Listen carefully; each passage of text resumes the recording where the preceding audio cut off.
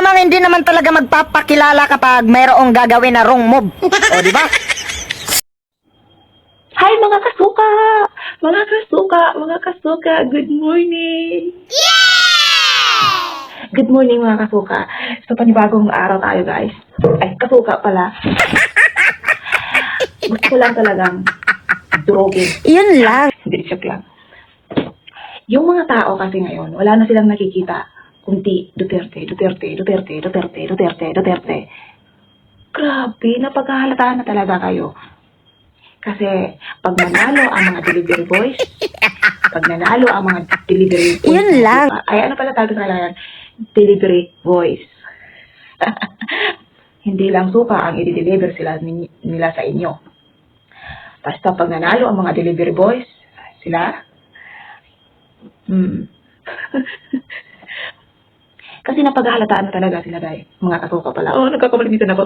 Mga kasuka. Ayan, nasunog tayo dito. Nasunog ako. Oh my. Napaghahalataan na talaga ang mga bitter. Kasi parang alanganin na. Di ba? Wala na kasi kayong ginawa kung bantayan yung mga Duterte. Lahat na lang ng kilos nila. Binabantayan nyo. Pati yung joke. Yung joke ha? Joke yun as in joke. Tumatawa yung mga tao around kay Duterte. Pero seryoso nila. Kakasuhan nila si Duterte. Joke yun ha? Joke. Joke nga yun eh. Diba? Bakit masyado kayong seryoso pagdating kay Duterte? Bakit hindi niyo seryosohin yung mga magnanakaw, yung mga palaboy, diba? Yung mga adik sa kanto. Tingnan niyo dyan sa ano. Baklara, ang daming palaboy dyan. Mga kasuka. Oo. Bakit hindi niyo bigyan sila ng pansin? Yung mga nakatira sa squatter, yung mga mahal na bilihin, yung mga bata pa, nagbuntisan na. Oh, see, bakit si Duterte lagi niyong binabantayan? Ang daming problema dyan. Bakit lahat na lang ng mga nangyayari sa mga Duterte ay nandun kayo, nakasunod kayo para kayong mga langaw? Nag-focus lang kayo kay Duterte ngayon. Kasi election eh. Kasi election eh. Kasi nababahala kayo. Baka kayo ay matalo. Kasi pagdating talaga sa Duterte, yung Duterte kasi, nakatatak niya sa mga Pilipino. Kasi sa sobrang ginawa ni Duterte na maganda, yun talaga yung, yun talaga yung kung bakit gusto-gusto siya ng mga Pilipino. May mga hindi gusto kasi mga yung mga adik. No? Mga adik. Saka guys, huwag niyo pansinin yung aking paglabasaan niyo. Okay? Kasi marami dyan na, nagko-comment na naman. Ang pangit mo, ang laki ng panga mo, ang pangit mo. Bago ka manglait, bakla. Ano, buk ko to, buk mo ba to? Hapusin ko to, ganyan, hapusin ko yung buk ko to eh. Utak ko to, pagkatao ko to, gagawin ko lahat dito sa katawan ko. Wala ka na doon, okay? Kung ayaw manood ng aking video, go ahead. Di ba? Okay, balik tayo kay Duterte. Balik tayo mga kasuka. Pag manalo ang mga delivery boys, hindi lang suka ang i-deliver nila sa inyo. Pati tuyo nila mga utak nyo. Oo. Kasi, hindi ba kayo masaya na, bakit yung iba hindi masaya sa tukang? Bakit kaya hindi sila masaya sa tukang? Diba? Bakit? Kasi, bakit nga ba hindi sila masaya sa tukang? Hindi kayo masaya na may ganyang ginawa para, alam nyo guys, huwag nyo lang isipin yung sa inyo, yung pagkatao nyo. Okay. Ay, kasuka pala, kasuka. Isipin nyo yung mga apo nyo, yung mga anak nyo, kung anong mangyayari sa kanila. Kasi, pag maraming adik, talagang napapanganib ang inyong mga pamilya. Hindi ka malayang maglakad. Okay, hindi ka malayang maglakad sa kanto. Kasi nga, natatakot ka. Kasi nga, wala nang tukang. Kasi noong panahon Duterte na may tukang, nakakatakot maglakad. Nakakatakot yung nakakatakot yung adik lumabas.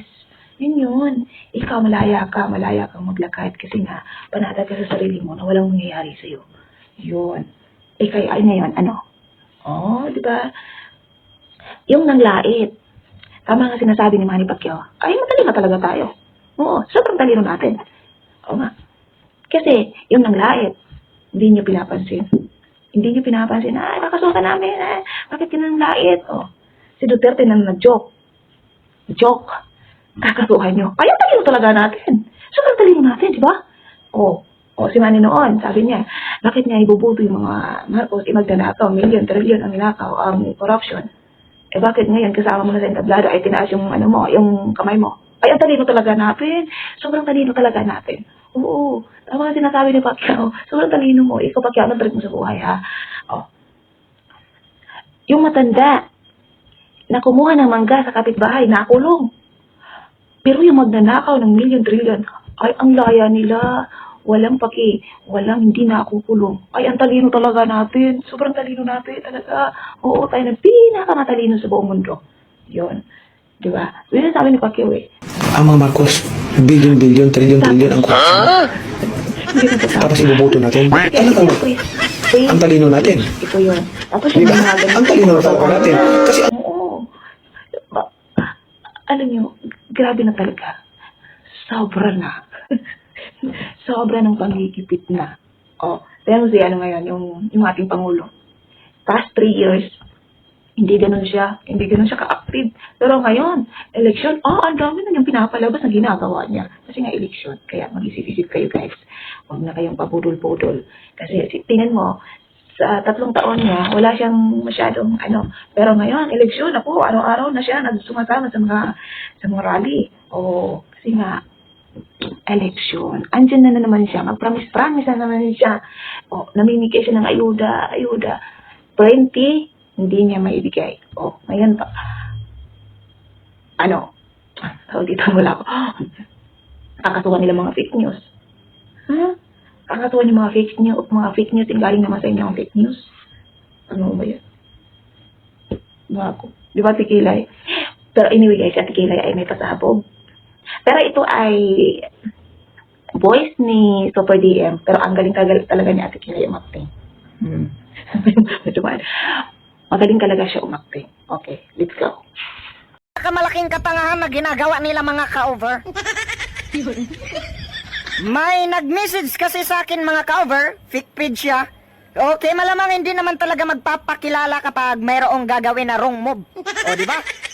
Sabi niya nung una, Super DM, ikaw ang napili namin dahil ikaw ang may kakayahan para suportahan ang administrasyong ito. Maraming Pilipino ang nagising sa mga matalinhagang salita mo para sa ating bayan. So, ang naisip ko nung una, sabi ko, baka si President BBM na to. Baka pinapatawag na ng mahal na Pangulo ang Makata ng Bayan para i-unite ang mga Filipino. So, sinasakyan-sakyan ko lang siya para malaman ko kung saan papunta ang message niya. Sinasabi niya sa akin, interested ka ba? Sabi ko, yes. Pero anak sareng naway lubot mga ka-over, yung sumunod na chat niya, sabi niya, pwede ka ba gumawa ng video para kay Speaker Martin Romualdez? Anak sareng naway lubot mga ka-over.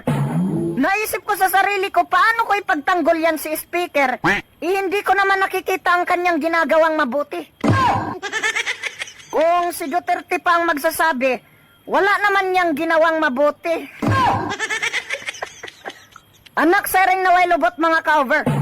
Kung si Speaker titindig para sa Kongreso, ako titindig ang balahibo ko kapag nabasa ko ang chat nil mga ka-over. So ngayon mga ka-over, alam na natin na naghahanap pala sila ng sikat para pabanguhin ang pangalan nila. Kaya ang masasabi ko lang sa'yo paring Martin, yung tae kahit isprayan mo pa yan ng maraming pabango, mabaho pa rin yan. Yung mga dating hindi naman political vlogger, biglang naging political vlogger. Anak sareng naway lubot, siguro may pinag-usapan sila mga ka-over. Pero ang masasabi ko lang kay paring Martin, alam mo pare, kahit hindi mo i-vlog ang ginagawa mo, hindi mo bibidyohan, kapag galing sa puso mo ang ginagawa mo, malalaman ng tao yan. Hindi mo kailangan ng maraming kakampi pare para hangaan ka ng tao. Ang ginawa mo kasi pare, kinuha mo lahat ng kakampi ni Duterte, tapos pinadaplisan mo si BP. Binabanatan mo siya pero hindi mo nga mabanatan ang iyong sarili. Alam mo paring Martin, ito yung payo ko sa'yo. Kahit wala kang sinisiraan, gumawa ka lang ng mabuti, mamahalin ka ng tao. Pwede mo nga kausapin ang mga representative ng bawat probinsya para ipaayos ang mga kuryente dahil ang kuryente ang pinakaimportante sa lahat para mapaunlad ang probinsya na tinulog-tulugan lang. At hindi ko natapos ang video dahil sa time na yun, umulan maghapon. Abangan ninyo. So, yan nga mga kasuka. Ayan. Thank you sa panonood. Please like and subscribe. Let's go.